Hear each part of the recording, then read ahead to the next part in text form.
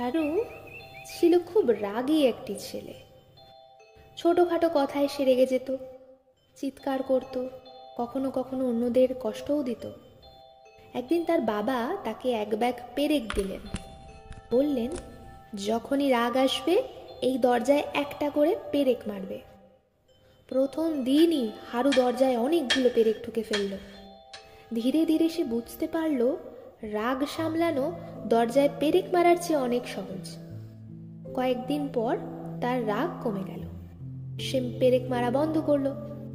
বাবা তখন বললেন, এবার যতবার রাগ সামলাতে পারবে একটা করে পেরেক তুলে ফেলে।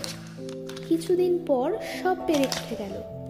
বাবা দরজার দিকে ইশারা করে বললেন, দেখো, পেরেকের গর্তগুলো কিন্তু থেকে গেছে। রাগের কথা মনে এমনই ক্ষত সৃষ্টি করে, একবার কাউকে কষ্ট দিলে তার চিহ্ন থেকে যায়। হারু বুঝতে পারল রাগ নিয়ন্ত্রণ করাই সত্যিকারের শক্তি, আর আমাদেরও তাই করা উচিত।